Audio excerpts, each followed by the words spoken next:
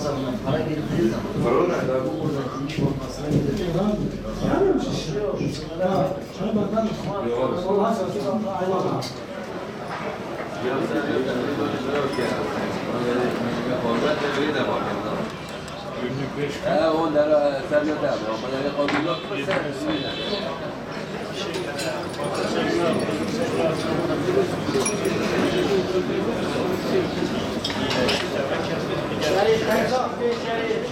Ya kası sokaklarda oturmuş.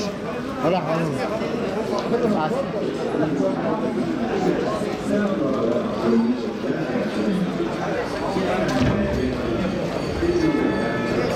Her şey normal demiş baksana.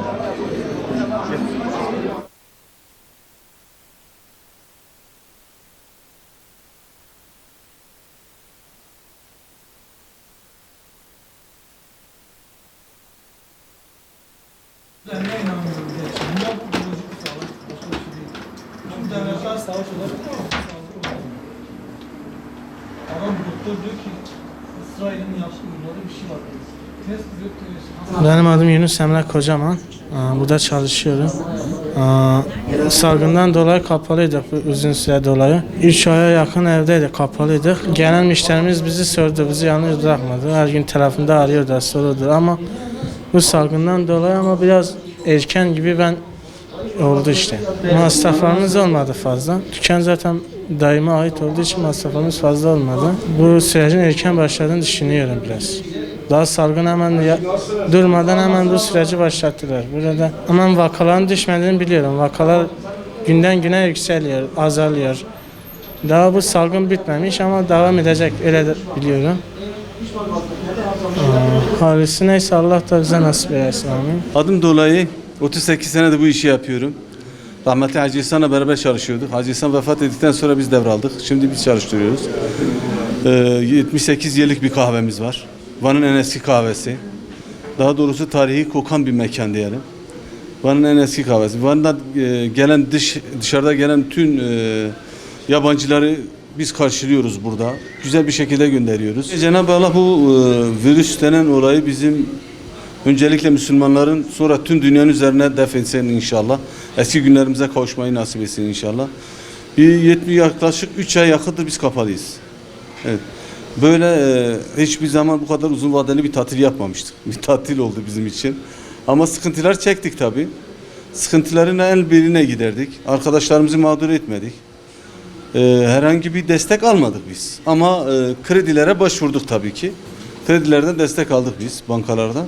Onlar olmasaydı zaten sıkıntı bayağı yaşayacaktık. Tabii ki çok arayan müşterilerimiz oldu. Sürekli arıyorlardı bizleri mesela. İşte ne zaman açılacak kahve? Biz kahveyi çok özledik.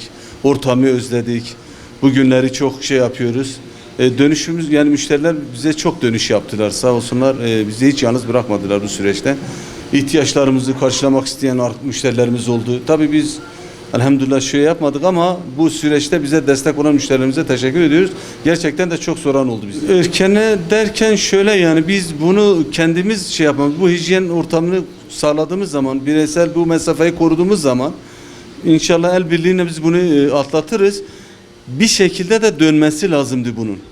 Bunun bir şekilde dönmesi lazım. Artık bu sürecin bir şekilde açılması lazımdı. Yani kapalı bir yere kadar artık 3 aydan sonra artmış insanların ekonomik durumu yani zor duruma girdi insanlar. Mecburi bir şekilde dönmesi için artık bence erken değil normal bir süreçtir. İnsanların kendilerine dikkat etmelerini, bizlerin kendimize dikkat etmelerimize. Bireysel mesafeyi koruduktan sonra, hijyen ortamı sağladıktan sonra Allah'ın izniyle biz bunu atlatırız. İsmim Kenan Coşkun. Lakap olarak Sütçü Kenan diye geçeriz. 3 kuşaktır aynı işi yapıyoruz. Ama işimizi çok severek, aşkla, şevkle yapıyoruz. Yıllardır turizmin temel taşlarından biri olarak işletmeyi devam ettiriyoruz. Gelen misafirler yabancı olarak ilk geldiği zaman hemen hemen ilk uğrak yerlerinden biri Kahvaltıcılar Sokağı'nda bizleri, diğer arkadaşları ziyaret ederler. Bizler gerçekten yıllarca ili bölgeyi tanıtıp, fuarlarda tanıtıp, yurt dışı yurt içi fuarlarında tanıtıp aynı zamanda kahvaltı sunduğumuzda gelen misafirler olur ya bölgeyi farklı tanırlar, bölgeyi bilmezler. bizim sıcak ilgimiz, alakamız, güler yüzümüz, samimiyetimiz, bunun yanında Van kahvaltısını hakkıyla verdiğimiz gibi insanların o fikri, zihni biraz daha böyle değişir. Bazı açık gönüllülükle gerçekten biz böyle beklemiyorduk ama çok güzel sokağınız, ilginiz, alakanız, samimiyetiniz, hizmetiniz, güler yüzünüz. Bunlar duyunca biz çok mutlu oluyoruz. Koronavirüse gelirsek bu dünyayı etkisi altına almıştı. Çok şükür işte 70 günlük iş yeri kapalıydı. Bu sabah erken saatte namaz sonrası, sabah namazı sonrası iş yerimizi açtık. Rızkımızın peşindeyiz. Sosyal mesafeye uyarak gelen misafirleri oturtmaya çalışıyoruz. Hijyen kurallarına uyarak. Yine aynı kalitede hizmet sunup nasip kısmet diyelim. Ama ilk güne rağmen gerçekten ilgi alaka iyidir hamdolsun. İnşallah daha iyi olacaktır. Yani devletimiz gerçekten çok iyi çalıştılar.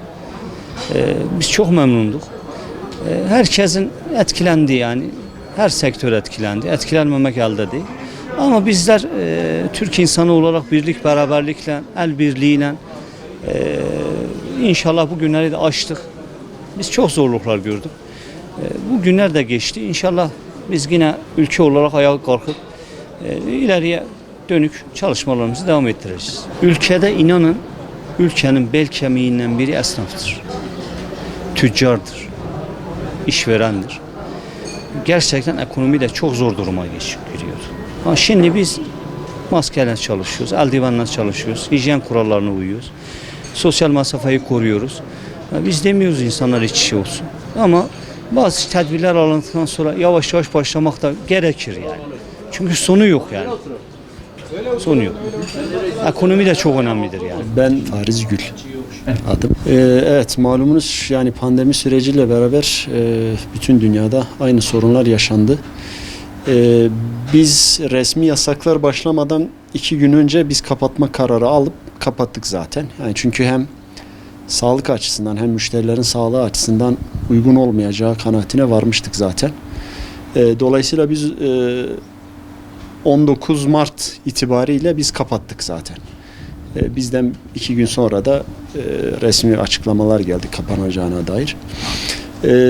Tabii zor bir süreç oldu. Yani hem ekonomik olarak zor oldu, hem yani işletmeler açısından, kişiler açısından, personel açısından yani sıkıntılı bir süreç oldu. Nihayetinde bugüne geldiğimizde işte 1 Haziran'da açılacağı yönünde resmi açıklamalar yapıldıktan sonra biz öncesinde hazırlıklarımızı yaptık zaten. İşte sosyal mesafe kurallarına uyarak hijyen, dezenfekte gibi tedbirleri alarak bugün de işte halen o çalışmalarımız devam ediyor. Yarın müşteri kabulüne misafirlerimizi kabul etmeye başlayacağız artık. Şöyle bir şey gerçekleşti tabii. İnsanların bir özlemi ortaya çıkıyor haliyle. Tabii bu herkesi kapsayan bir olay olduğu için münferit bir durum değil. Dolayısıyla herkesi kapsadığı için bir nevi mecburiyet söz konusu. Yani herkes için. Ama ne vardı? İşte özlem var. Yani dostlar, misafirlerimiz, daha önce bize gelen insanlar sosyal medya üzerinden veya direkt telefonla bizlere ulaşıp hani ne zaman bitecek, ne zaman biz tekrar geleceğiz, ne zaman başlayacağız gibi istek, arzu daha doğrusu oluştu tabii. Ama onun dışında maalesef herkes yapılan kurallara uymak zorunda yani. Onun dışında bir şey yok. Yani şunu biz gördük, yaşadık hep beraber. Kurallara uyulduğu sürece aslında bir sıkıntının yaşanmayacağını gördük. Kurallara uyulmadığı zaman da sıkıntıların nerelere vardığını da gördük. Özellikle kendi ilimizde de zaten buna şahit olduk. Taziye olayları falan malumunuz. Yani dolayısıyla tabii ki sağlık her şeyden önce gelir. Yani bu ekonomiden de önce gelir, eğlenceden de önce gelir. Her şeyden önce sağlık gelir. Sağlık yoksa hiçbir şey yoktur. Sağlık önemli ama kurallara da uyaraktan bizim artık bir şekilde başlamamız lazım. Çünkü dışarıda göründüğü gibi değil bazı şeyler. Yani ekonominin bir şekilde başlaması lazım. Çünkü ben burada 15 insan çalıştırıyorum. Bunların ödemeleri, bunların aileleri, kimseyi işten çıkartmadık. Yani bunu devlet çıkartmayın demese de biz yine çıkartmazdık. Çünkü öyle bir durum söz konusu değil. Yani bu insanların aileleri var, bakmaları gereken insanlar var. Bizim ödememiz gereken ödemelerimiz var. Yani beklemeyen, süresi olmayan. Dolayısıyla yani çarkın bir şekilde başlaması gerekiyordu. Ben sürenin hani normal olduğunu düşünüyorum. Yani bu şekilde hatta belki biraz daha erken de başlanabilirdi diye düşünüyorum. Tedbirler alındıktan sonra.